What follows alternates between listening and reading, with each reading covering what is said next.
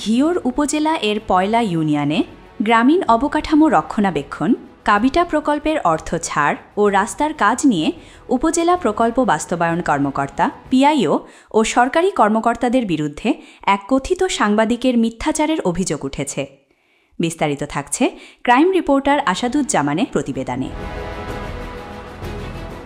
স্থানীয় সূত্রে জানা যায়, পয়লা ইউনিয়নের বাসুদেব বাড়ি পাকা রাস্তা থেকে বড়তলা হয়ে জাহাঙ্গীর আলমের বাড়ি পর্যন্ত রাস্তার সংস্কারের জন্য 2024-2025 অর্থবর্ষে কাবিটা প্রকল্পের আওতায় 2,25,000 টাকা বরাদ্দ দেওয়া হয়।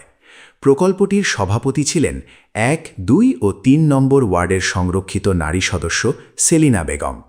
সম্প্রতি এক প্রতিবেদনে কথিত সাংবাদিক মোহাম্মদ জাহাঙ্গীর আলম দাবি করেন, প্রকল্পের বিল উত্তোলনের সময় উপজেলা প্রকল্প বাস্তবায়ন কর্মকর্তা, পিআইও ও সংশ্লিষ্ট সরকারি কর্মকর্তারা ইউপি সদস্যকে জিম্মি করে মোটা অঙ্কের অর্থ আদায় করেছেন এবং রাস্তার কাজে অসঙ্গতি রয়েছে বলে অভিযোগ তোলা হয়।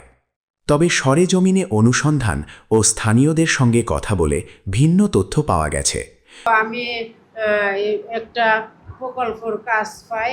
প্রকল্পের নাম হইতেছে বাসুদেব বাড়ি, বড়তলা হইতে যে জাহাঙ্গীরের বাড়ি পর্যন্ত কাবিটা। তো ওই কাজ করার পরে বৃষ্টি বাদলে ভাঙ্গা যায়। ভাঙ্গা যাওয়ার পরে ওই জায়গার লোকজনে মানে অভিযোগ জানায় যে কাজ আবার পুনরায় করে দিতে। আচ্ছা, তখন আমি ওই কাজটা আর কি করি। তখন পিআই স্যার এসে দেখা বলছে যে কাজ আবার বৃষ্টি বাদলে ভেঙে গেছে, তখন আর একটু কাজ করে দেওয়ার জন্য। তখন ওই কাজটা আর কি আমি ঠিক করে দিছি। তো জাহাঙ্গীর আবার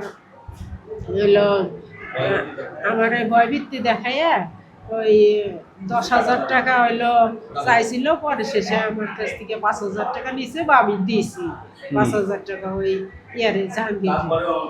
তারপরে এখন আবার নিউজ করার কারণ বুঝতেছি না বা বুঝা সারতেছি না। পরে আবার নিউজ করলো বা নিউজ আমি দেখছি নিজে। প্রতিবেদনে উল্লেখ করা হয় যে 3 নম্বর ওয়ার্ডের ইউপি সদস্য মোহাম্মদ আকরাম হোসেন পিআইও অফিসে রাস্তার কাজের অসঙ্গতি নিয়ে অভিযোগ করেছেন, কিন্তু এ বিষয়ে তার কাছে জানতে চাইলে তিনি জানান এ ধরনের কোনো অভিযোগ সম্পর্কে তিনি অবগত নন। আমি মোহাম্মদ আকরাম হোসেন, মানিকগঞ্জ জেলার ঘিওর উপজেলাধীন 1 নং পয়লা ইউনিয়ন পরিষদের 3 নং ওয়ার্ডের ইউপি সদস্য। বাসুদেব বাড়ি জাহাঙ্গীরের বাড়ি হইতে বড়তলা পাকা রাস্তা পর্যন্ত একটা রাস্তা কাবিখা দেওয়া হয়েছিল। সেই কাজটা আমাদের সেলিনা 1, 2, 3-এর ইউপি সদস্য সুন্দরভাবে কাজটা করছিল। সেই কাজটার বিরুদ্ধে যে ওইখানে একটা রিউমার উঠছে যে আমি নাকি টিওনো স্যারের কাছে বা পিআই অফিসে অভিযোগ দিছি, কিন্তু আমার পক্ষে থেকে কোনো অভিযোগ যায় নাই।